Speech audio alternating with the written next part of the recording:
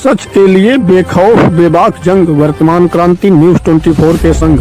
नमस्कार, स्वागत है आपका आपके अपने वेब चैनल वर्तमान क्रांति न्यूज 24 में।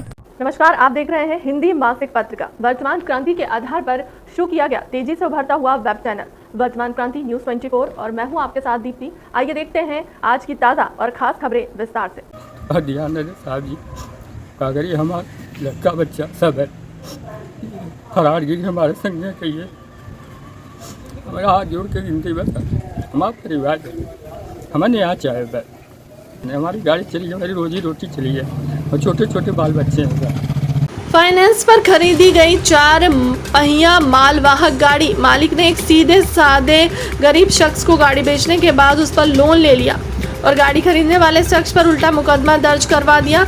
अब वह गरीब शख्स न्याय की उम्मीद में दर दर भटक रहा है। मामला भदोही कोतवाली क्षेत्र अंतर्गत बंदवा नई बस्ती का है। जानकारी के अनुसार बंदवा नई बस्ती निवासी अजहर हुसैन ने काजीपुर मोती मस्जिद के पास रहने वाले अशरफ अली से विगत दिनों एक 4 पहिया मालवाहक गाड़ी खरीदा।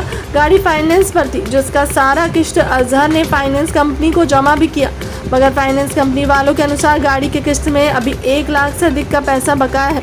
हालांकि इस विषय में अजहर ने स्थानीय थाने में प्रार्थना पत्र दे दिया है, मगर आज तक आरोपी अशरफ पुलिस की गिरफ्त से दूर है।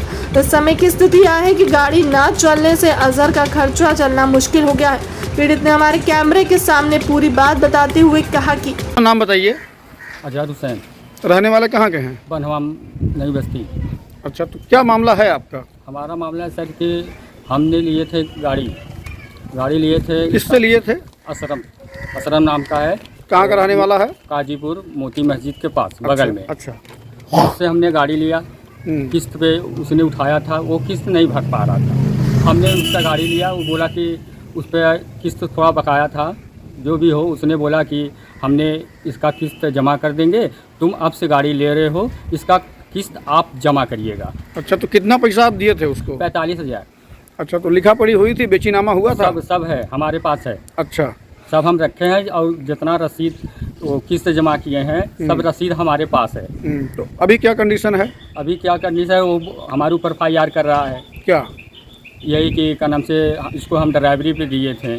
यानी वो ये FIR किया है आपके नाम से कि आप उसके ड्राइवर हैं? हाँ। और हकीकत ये है कि उसने आपकी गाड़ी बेची है? बेची है। तो आपने फिर इसके लिए शिकायत नहीं की अपने थाने पर? थाने किया है। अच्छा, तो क्या बोले हैं वहाँ पे? चौकी पे किए हैं। तो क्या बोल रहे हैं पुलिस वाले? बोले गए थे सर जी, तो बोले कि जाएंगे, 1-2 मरतबे हमने लिया के गए, तो गए थे, उसके बाद वो फिर नहीं गए। यानी पुलिस वाले गए नहीं? नहीं। अच्छा, तो अभी आप क्या चाहते हैं? हमारे चाहते हैं हमारे न्याय करा दीजिए, जो सही हो।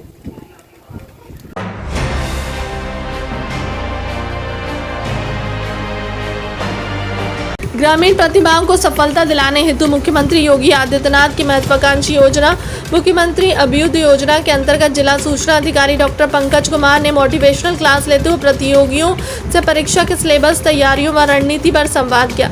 JNPG कॉलेज में प्रतियोगियों से संवाद करते हुए उन्होंने प्रेरित किया कि पूरे जुनून व जोश के साथ अपना 100% दीजिए, सफलता अवश्य मिलेगी। उन्होंने किसी भी परीक्षा में अनिवार्य भाग सामान्य अध्ययन पर तैयारियों पर बल देते हुए बताया कि सर्वप्रथम आपको सिलेबस पूरा कंठस्थ होना चाहिए, ताकि कुछ भी पढ़ते समय आपको स्पष्ट हो कि अमुक पेपर का पाठ्यक्रम है। उन्होंने प्रतियोगियों को बताया कि संबंधित परीक्षा के प्रीवियस ईयर के solve paper, question bank, syllabus अनिवार्य रूप से सभी छात्रों को रखकर तैयारी करना चाहिए, ताकि अपनी चरणबद्ध योजना को एक केंद्रित दिशा दिया जाना सुनिश्चित हो। छात्रों से संवाद के क्रम में उन्होंने कहा कि यदि आज 6 घंटे नहीं पढ़ रहे हैं तो आने वाले दिनों में 10 घंटे मजदूरी करने के लिए तैयार रहिएगा। उन्होंने कहा कि छात्रों के साहस से बड़ा कोई लक्ष्य नहीं होता। यदि छात्र 100% समर्पित होकर अपने जीवन का 1 या 2 साल तैयारी में लगा दे तो सफलता अवश्य मिलेगी। अगर आज 6 और 8 घंटे का आप नहीं पढ़ेंगे तो आप 12 घंटे के लिए मजदूरी करने के लिए आप तैयार रहिए। अभी आप आश्रित हैं, आपके माता पिता आपको खर्चा दे रहे हैं, तो आप कीमत शायद ना समझें, क्योंकि जिस दिन आप शादी विवाह होगा, परिवार बच्चे होंगे, उस दिन फिर जीविकोपार्जन के लिए फिर यही होगा। फिर यही बात याद आएगी, काश उन दिनों हम पढ़ लिए होते।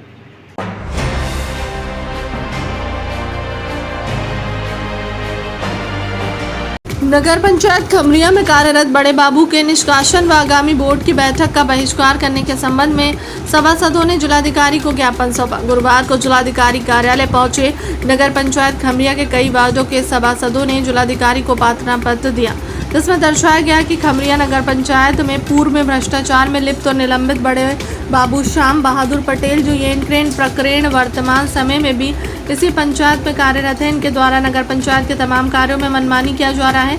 इनके द्वारा पूर्व में आयोजित बोर्ड की बैठक में मनमानी ढंग से प्रस्ताव आदि लिखने का कार्य किया जा रहा है और पंचायत के अन्य कार्यों में भी मनमानी किया जा रहा है। सभासदों ने बड़े बाबू के निष्कासन की मांग करते हुए कहा कि जब तक ऐसे भ्रष्टाचारी कर्मचारी का निष्कासन पंचायत खमरिया से नहीं हो जाता, तब तक सभी सभासद भविष्य में होने वाली किसी भी बोर्ड की बैठक में प्रतिभाग नहीं करेंगे। पत्र देने वालों में सभासद सुभाष चंद्र, कमल कुमार मौर्य, शरद कुमार, संजय कुमार मौर्य, निशा मौर्य, कुसुम कृष्णकांत मौर्य, चिंता देवी समेत अन्य लोग रहे। उदयभान मौर्य, सभासद खबरिया नगर पंचायत। मामला ये है कि 26 जुलाई को आहूत बैठक अध्यक्ष द्वारा था, जिसमें सभी घटक अधिकारीगण मौजूद रहे, लेकिन बिना अकारण निरस्त कर दिया गया बैठक को और बिना सूचना दिए। और इसमें मिली भगत बड़े बाबू वरिष्ठ लिपिक श्याम बहादुर पटेल की है, जो 4 बार नगर पंचायत में निलंबित हो चुके हैं। अभी वर्तमान जिलाधिकारी महोदय के कर कमरों से भी निलंबित रहे हैं और इसके पहले पूर्व चेयरमैन नंद कुमार के हाथों से भी निलंबित रहे हैं, लेकिन अपने प्रयासों से वे किसी न किसी कारण से आ ही जाते हैं। अभी वो विकास पर कुंडली मार कर बैठे हैं और जब तक वो उन्हें बाहर का रास्ता नहीं दिखाएगा, अन्य किसी भी बैठक में हम लोग प्रतिभाग नहीं करेंगे।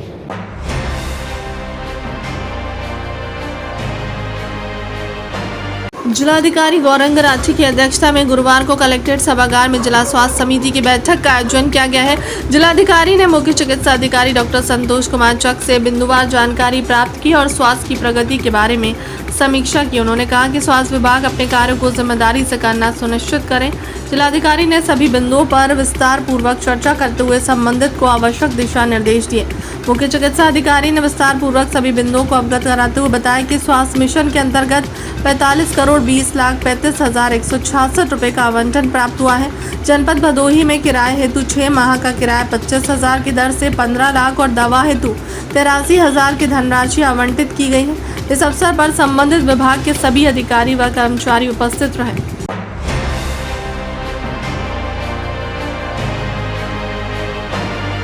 दो नाबालिग बच्चियों को बंधक बनाकर उनके साथ दुराचार व शोषण करने के आरोप में दोषी महिला सहित 2 अभियुक्तों को न्यायालय द्वारा 14 वर्ष कठोर कारावास व 80,000 रुपये अर्थदंड से दंडित किया गया।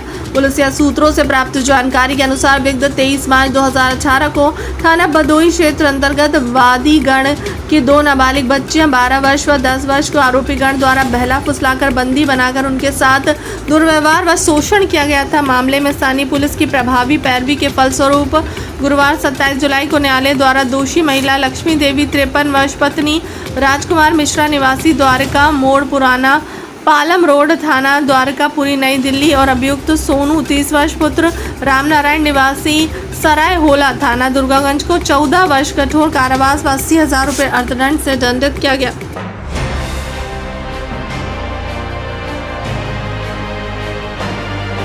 भदोही जनपद में चल रहे 61 मदरसों में से 45 मदरसों की मान्यता रद्द की जा सकती है। जिला अल्पसंख्यक कल्याण अधिकारी रमेश चंद्र ने जानकारी देते हुए बताया कि यूडायस प्लस 2022-23 पोर्टल पर छात्राओं की डेटा फीडिंग का कार्य पूर्ण किए जाने के संबंध में निदेशालय स्तर से दिनांक 24 जुलाई को समीक्षा की गई, जिसमें पाया गया कि जनपद के 61 मदरसों में से मात्र 16 मदरसों द्वारा छात्र छात्राओं के डेटा फीडिंग का कार्य 100% पूर्ण किया गया है। उक्त स्थिति पर निदेशालय स्तर से गहरा असंतोष व्यक्त किया गया है और मदरसों को 1 सप्ताह में डेटा फीडिंग के कार्य पूर्ण करने हेतु अंतिम अवसर प्रदान किया गया। इसके बाद जिन मदरसों द्वारा डेटा फीडिंग कार्य पूर्ण नहीं किया जाता है, उनके विरुद्ध कठोर कार्रवाई करने और उनकी मान्यता रद्द किए जाने का निर्देश दिया गया है। उन्होंने कहा कि बाकी बचे 45 मदरसे उक्त निर्धारित अवधि में यूडायस पोर्टल पर डेटा फीडिंग का कार्य प्रत्येक दशा में पूर्ण कर ले, अन्यथा उनकी मान्यता प्रहरण की कार्रवाई कर दी जाएगी। फिलहाल की अब तक की खबरों में इतना ही। देश दुनिया की तमाम बड़ी खबरों के लिए बने रहे हमारे चैनल के साथ। नमस्कार।